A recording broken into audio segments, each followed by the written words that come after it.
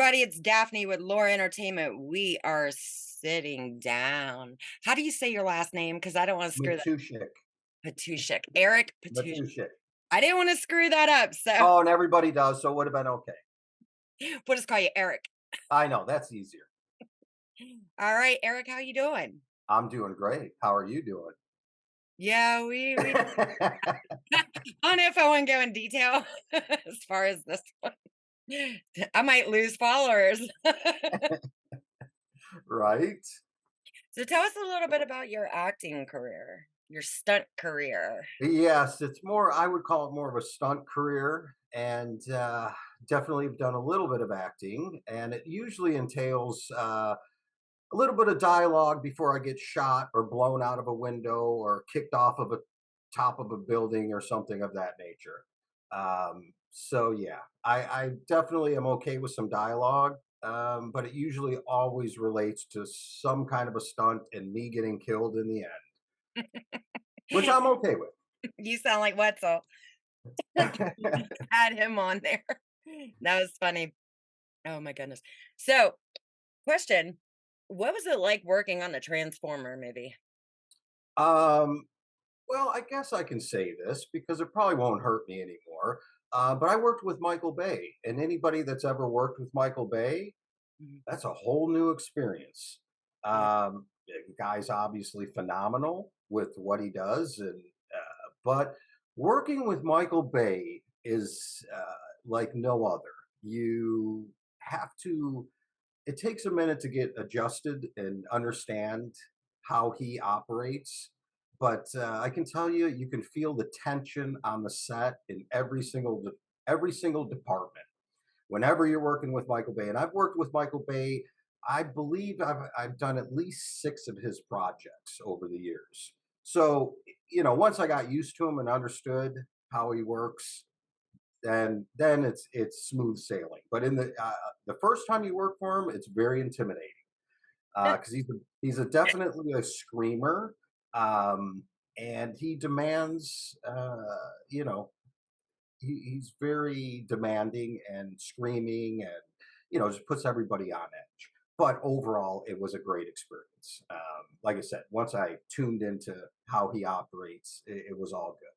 So it was fun. Shut up. Yeah, exactly.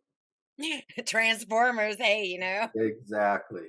they're always blowing something up. I was Yes. watching something that was put on LinkedIn. I think it was a Transformers movie or something like that. And that guy was blowing up all kinds of shit. Oh, yeah. Damn, that looks fun. Yes. It's like, "Screw the dialogue, let's wreck some cars." There you go. My kind of movie right there. So what about the Italian job? How'd that go? Oh, that was good. That was good. I actually there's a sequence in Italy, where there's a little speedboat going through the, canals, and he kind of veers off and crashes and goes up on a wall and does a crash. I was up for that part. It was between me and the guy that ended up getting it. The director looked at both headshots and he got the job. I didn't. And the guy that did that gag ended up with a stunt Taurus award, which is basically in the stunt world is our Oscars. Really? Yeah, so he got that, and that could have been me, but it was still a fun job. So what'd you end up doing? Where'd they put you? I did a lot of the rigging and setting up of the cars, the little Mini Coopers, getting the jumps set up and building ramps, and I helped with a lot of that stuff. So let me ask you a question because I mean I've watched that movie so many times. The part where they're hauling ass down the Tunnel. yeah, through the tunnel and then they go out and jump down. You know what Yes. I mean? That Yeah, scene. yeah, yeah. How fast were they really going? Did they actually put something in those cars to make those go a little bit faster or Oh, no, no, no. No, they were all stock cars for the most part, yeah.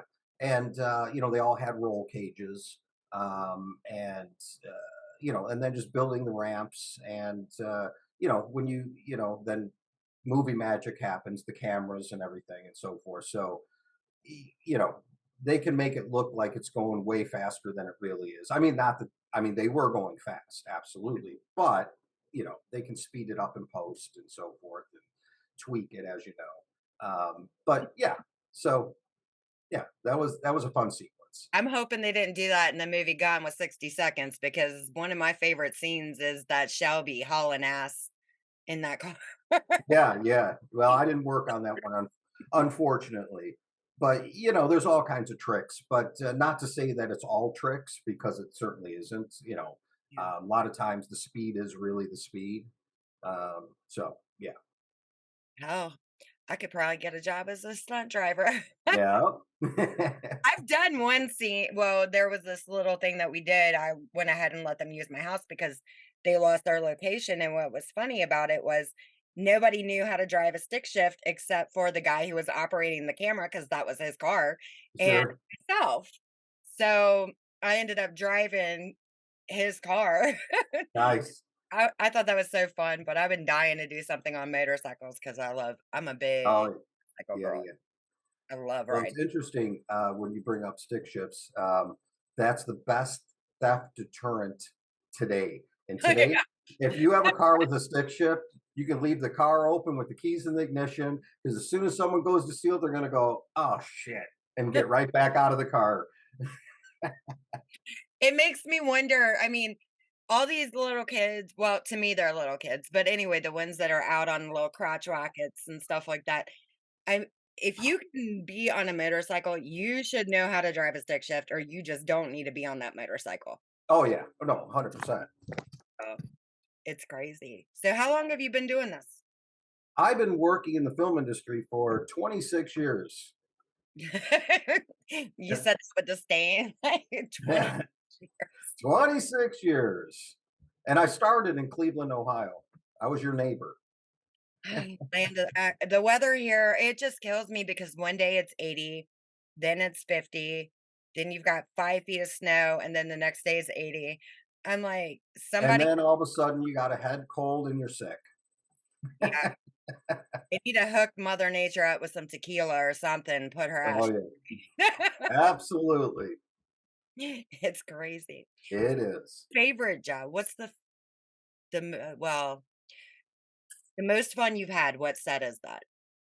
Ooh, that's a tough one. Uh, There can be wow. Yeah, because no, honestly, they're all fun. Even Michael Bay. um, uh, wow. I think that's a toss up, but to one of them I would say would be the movie Miami Vice. I stunt doubled Colin Farrell, and I was there uh, for about 7 weeks. Not consistently; they sent me home a couple of times, but overall, I think it was about 7 or 8 weeks in Miami. So that was a ton of fun, and going to hang out in Miami, and I can't tell you how many times they brought me in for a week, and they only used me for like 2 days. So the other 5 days, I was out running around in Miami and getting paid to be there. I can kinda see that though, the Colin look, sort of, Oh, in your well, facial you features. got to see the picture. I don't know how well it'll show up through the monitor, but if that isn't a good double, I don't know what is. Can you see that? Sort of, You want me to send right. it close? Too far? Too Pull it close? back just a little bit. You can just send it to me and I'll put it up. I see Yeah. it though, everything kinda matches, but I see it in your face. How I have not Yeah, s well, back then too, it was really good. It was, yeah. No, it was spot on. Like, matter yeah. of fact, it was so much fun on the set, the extras were coming up to me and going, "Oh, can I get a picture with you?"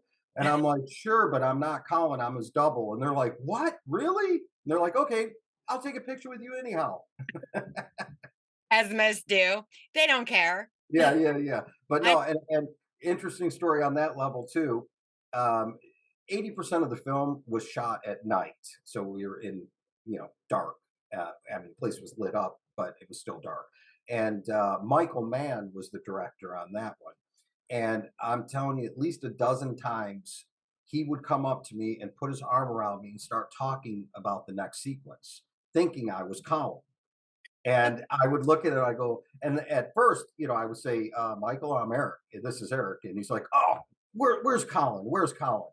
But then as time went on, I started playing with it, and he'd come up to me, put his arm around me, he'd start talking with me, and I would just start talking back about the scene, like as if I was Colin. And it was great because it would last for several minutes before he would actually realize and go, "Oh my god!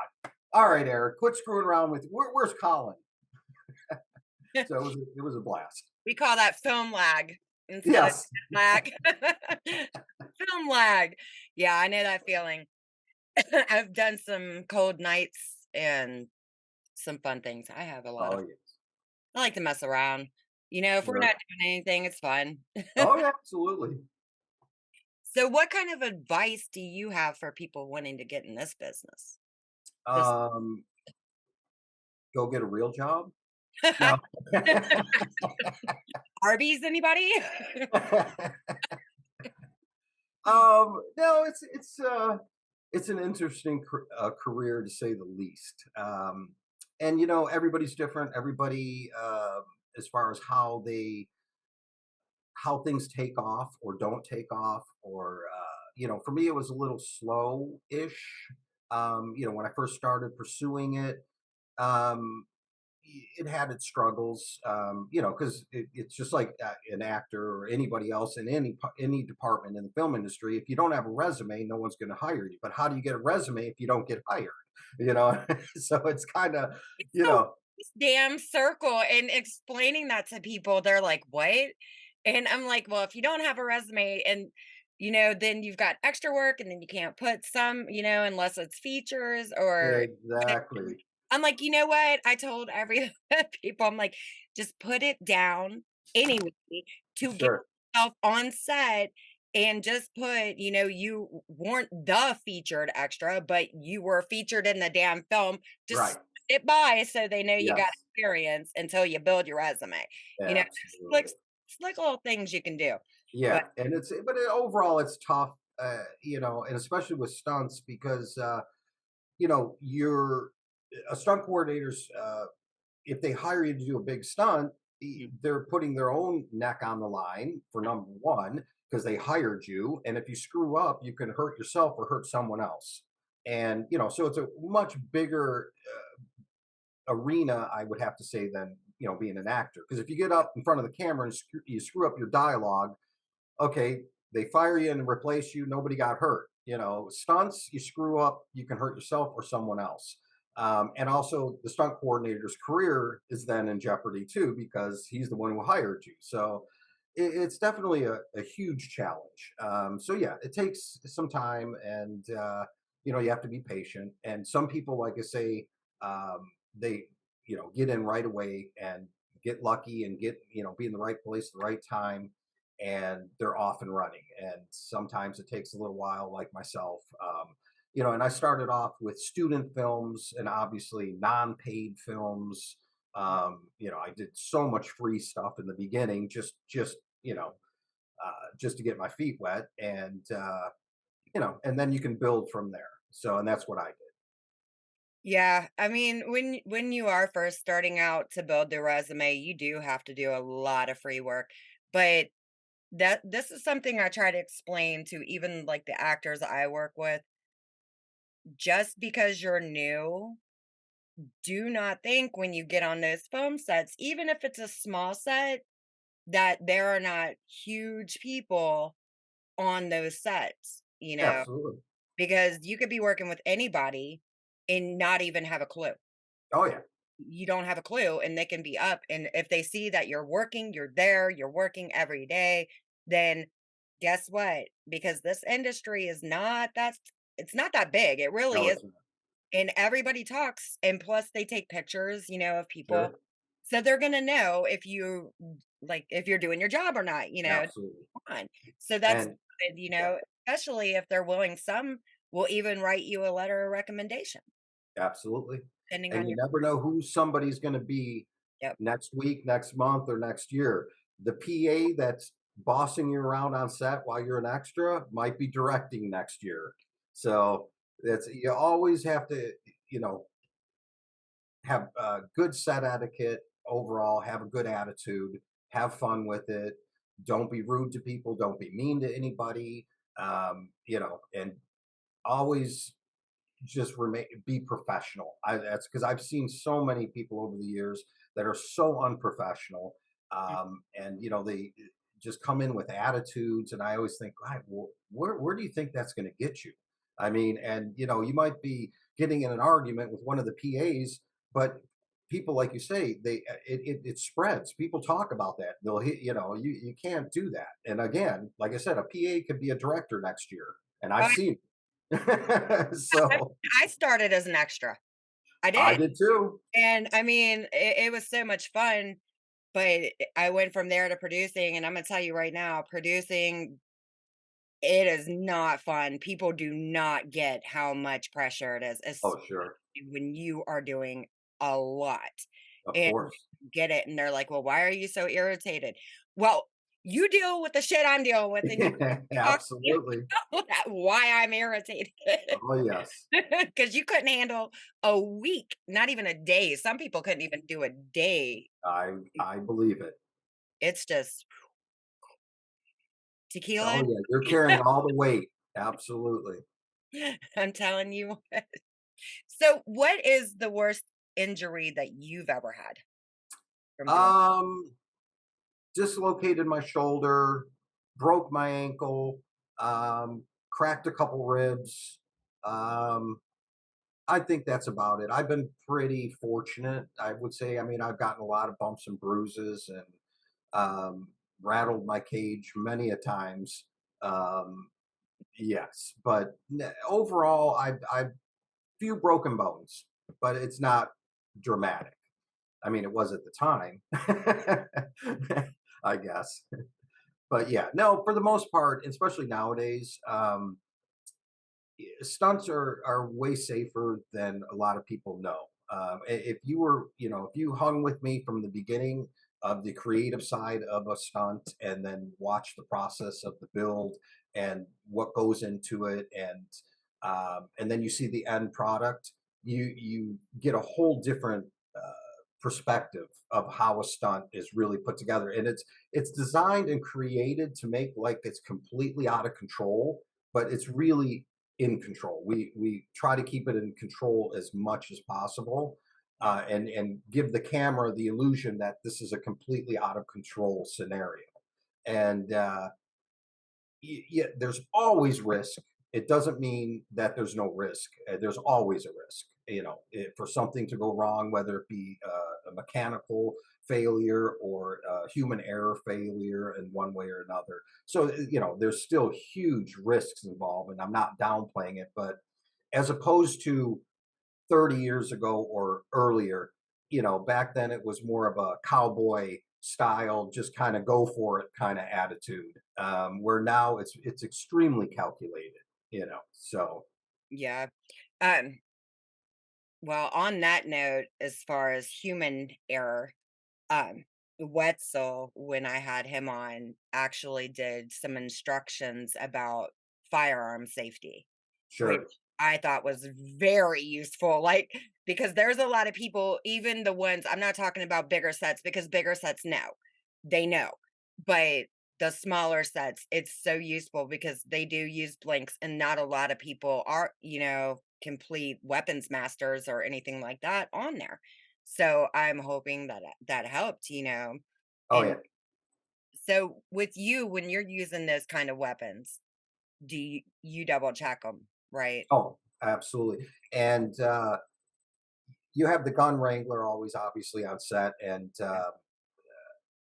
you all they're very good. I've never had a problem with any gun wrangler, but obviously, there's been some incidences and deaths in the history of filmmaking. Obviously, unfortunately, um, but my experiences have always been really very professional with any gun wrangler that I'm working with. And they'll show you everything. They'll show the chambers clear or whatever, and you then double check it yourself, obviously. And there's a lot of basic 101s with it, and being like never pointed at anybody, which should be basic common sense. But as we all know, basic common sense doesn't exist anymore. Yeah. And even when you're dealing with, shooting at another person, a character, or so forth, you don't have to ever point that gun directly at them. Even if that scene calls for it, you can always point, a foot off, and the camera won't know the difference. The camera doesn't know if you're a foot off or not. You can cheat it. There's many ways to cheat it. So even if you're dealing with a blank or even an empty gun, you still never want to point it directly at anybody, and even during a sequence. Yeah. So yeah, there's definitely, and I've seen also, unfortunately, through the years, um, other actors or other stunt people that are just really negligent with like picking up the guns, and they start looking at and playing and touching. You don't do that. You just don't touch the firearm unless it's handed to you by the firearms wrangler. You just, it's not, and I've seen many, many times over the years, especially on lower budget films, Mhm. people just grabbing the picking up these guns. And I'm just like, wow, where did they get any training, or do they have any training, and or basic common sense? I've seen that, I can't remember which one it was. It was something that I've done where somebody kept going up. I think I was a production manager and just playing around with guns. Oh yeah, Like, what the hell? I've seen it dozens of times, Yeah. It's and I just sit there shaking my head, going, "Wow, these are the most unprofessional people on the set." And how somebody isn't, coming up, first AD, gun wrangler, somebody coming up and slap them in the back of the I head think and say, it "What are you was at doing?" lunch when it happened and they were on the table, and I think there was, like, an extra I knew there was an extra person. I'm having a hell of a time trying to remember, but I remember seeing it because I was Sure. busy as hell and playing with the guns, and I'm just like or going to move them or something like that, and I'm like, "Don't touch them." No, you never, ever, ever touch them unless the gun wrangler hands it to you. You Mhm. don't ever touch any firearms on set. And I've seen, just like you said, I've seen an extra go over and grab one. I've seen actors do it. I've even seen stunt people do it. And I'm just like, wow, just where People, seriously, they know. They know better. You guys know better. What the they're, hell? they're supposed to. You're supposed to be a professional at all times, no matter what. Oh my goodness. So how do you Yeah. feel about the strike being over? Oh, well, yeah. And yeah, well, we'll see where it all goes, because AI is still going to destroy us, and especially stunts. It won't be long. I feel that they won't have a need for stunts people, because they'll be able to AI everything. Well, not I don't feel like it's gonna be like that with everybody because in some of the projects that I'm doing, I don't want AI because Sure, it's so much fun, you know? right, but Do the real thing. It you're right. better. It does. It looks better. Yeah, I you could do a lot of shit. Don't get me wrong with computers, I get it. But what the hell? You still got to have fun because if you're making all your movies by, the AI and art, everything's artificial. Where is the fun in that? I mean, where is the fun? It takes the fun out of it. I couldn't agree more. As a stunt performer, I could not agree more. But you know what it always comes down to is the dollar. And if they can get away with AI and it's going to cost them half the price or less, Yeah. guess what? They don't care about fun. Well, yeah, Fun goes out the window. they're skipping out on the budget. Yeah. The minute the money equation gets put in there, that's when the decision gets made. Yeah. So do you have anything you're gonna be working on that, you can name drop that's I coming? don't. I do. I mean, I can't really name anything, but and again, it's the film industry, as you know. Until there's a contract with your name on it, it's Yeah, all talk. It's all hot air. But as far as hot air goes, I do have something coming up in January. It's a feature film. It's the best I can say, and it's a car chase sequence, and in the end of the car chase sequence, in the director's words, he wants a big pipe wrap. And for people that don't know what a pipe ramp is, it's a car going off of a single pipe and hitting it and spiraling through the air and crashing and tumbling. And Sounds like fun. it is. It is. It's definitely a bunch of fun. I'm a ballsy female. But I mean, I grew up with 8 brothers.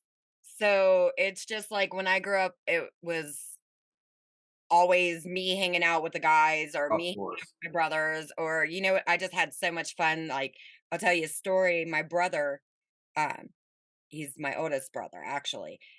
He used to race dirt bikes. And my grandmother back then, oh my God, I was so small, is she had like this junkyard type thing outside on land, you know what I mean? Because it was Uh-huh. free and Sure. she had her house and then like a junkyard and there was school buses and cars and everything else. And my brother had me on the dirt bike with him and we were jumping all this stuff through Nice. hard.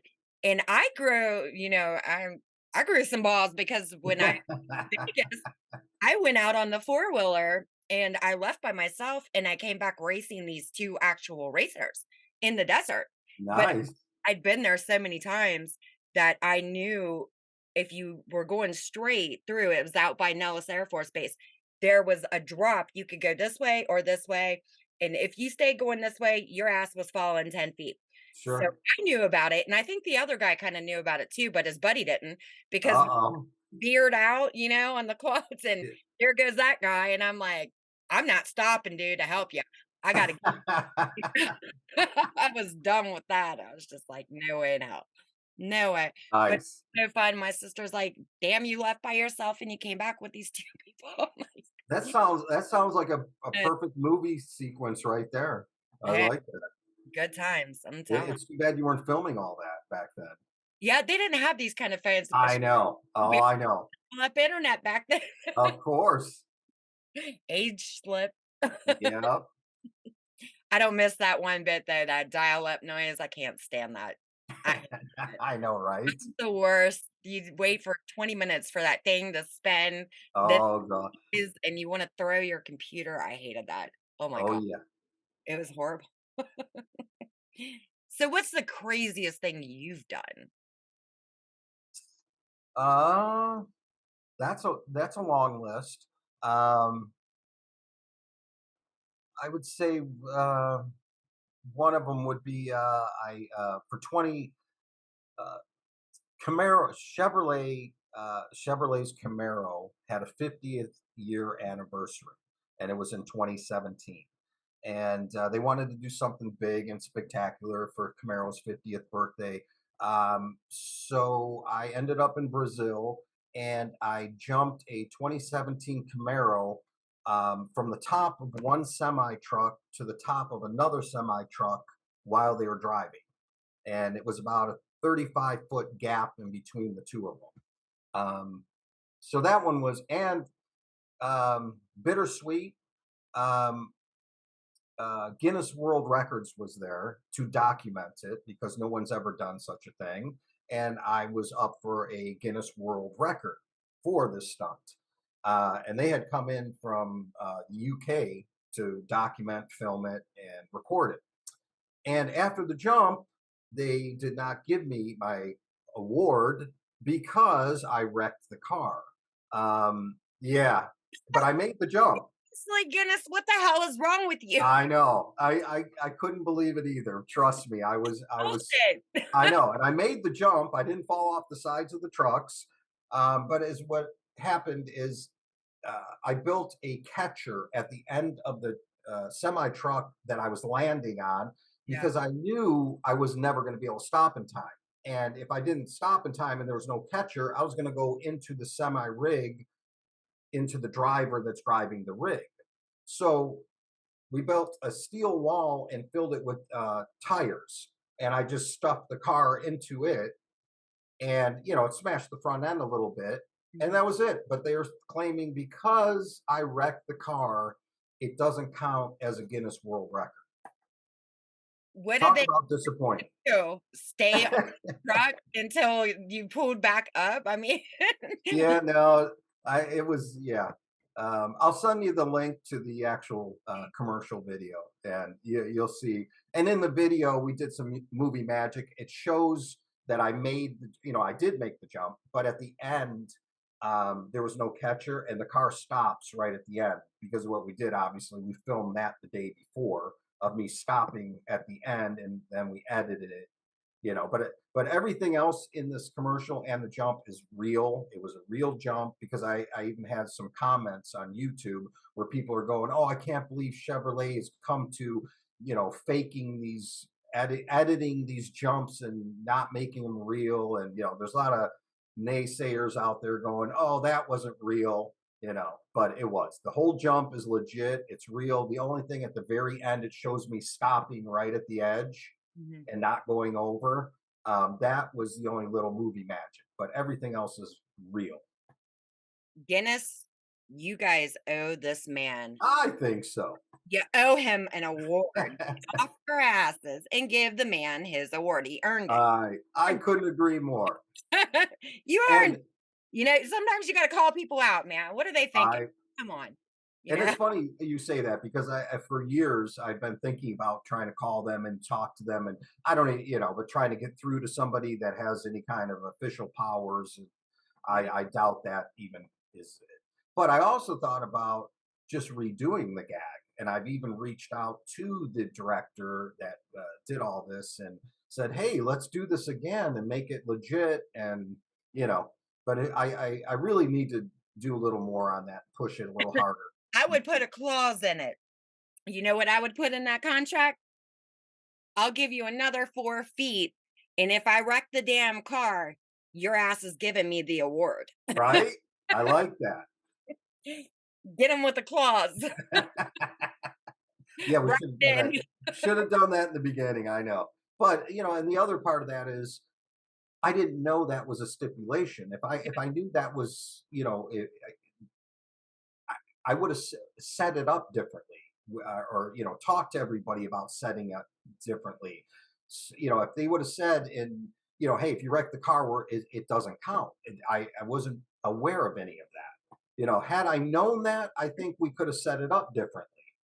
Well, don't they have the things where you can put them on the front? I know I've seen them, where you can put them on the front of the cars, and then they, like, lower like a tow truck thing.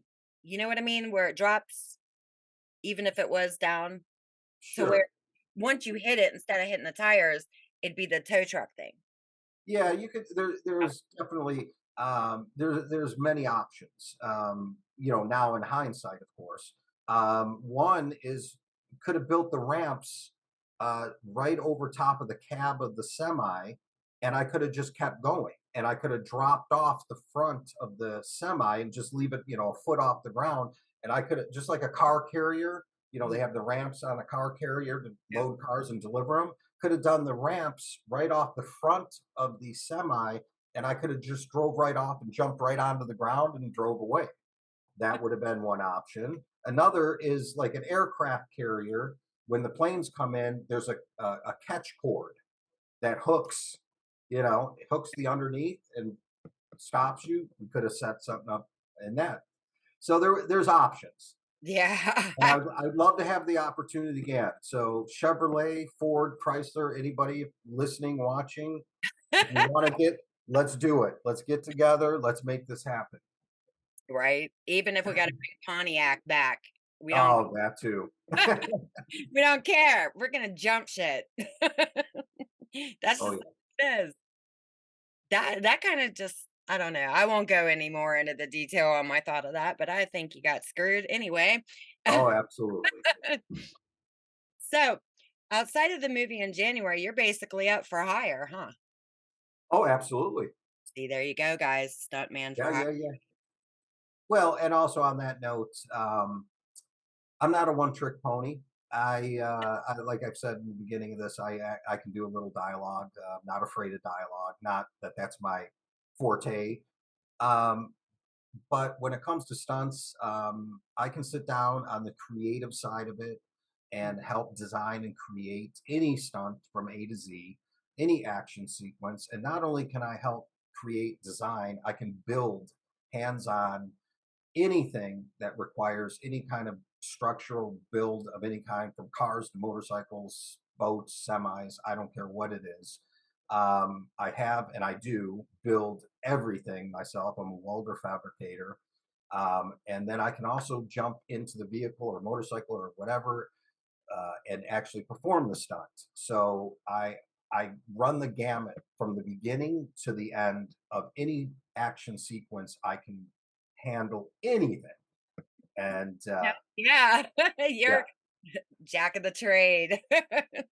and that's what I've been pushing for years. And would love to get in with some directors and producers that are looking for someone like myself, because, like I said, I do it all. It's not just and no offense to all the stunt coordinators out there, but a lot of them don't have the hands-on of knowledge of knowing the mechanics of building certain rigs and so forth. And they hire the right people, which is what their job is, obviously, to hire the right people for the right job. But I'm also that guy. I'm the guy that does it all. I can build it, I can create it, I can perform it, I can handle anything. I like experience. Yes. Especially in stuff, stuff like that. I really feel like the people with the experience, I get everybody needs the learning curve in, Oh, for sure. but if it's something that's really, really important and you don't want it screwed up, you don't want somebody who's only been doing it for 5 years. Oh, You of course. want somebody who's old school. You know what I Yeah, mean? In that industry, that way there you don't.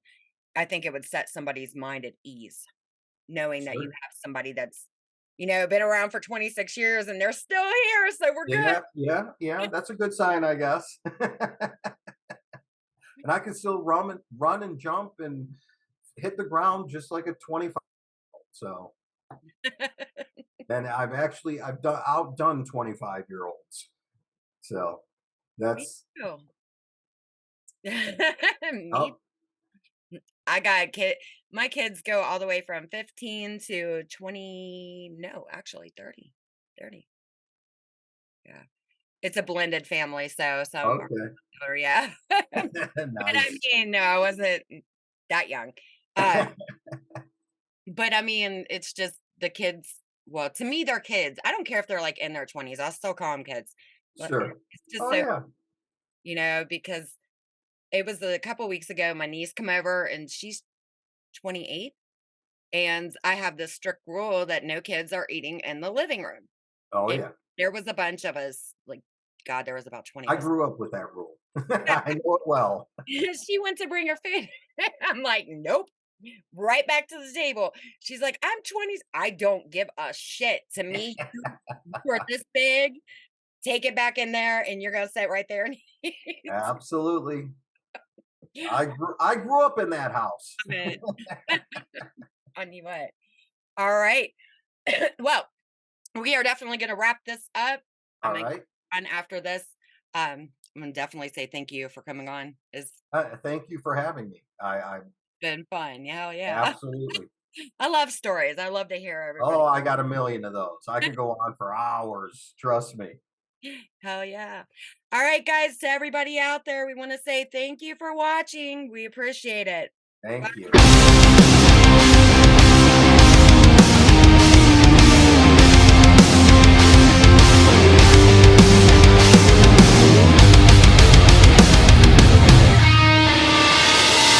I know what you're thinking. I'll be right when you're leaving. And you owe me a kiss on your way out the door. I love how you text me. You say that you miss me. But we both know it just means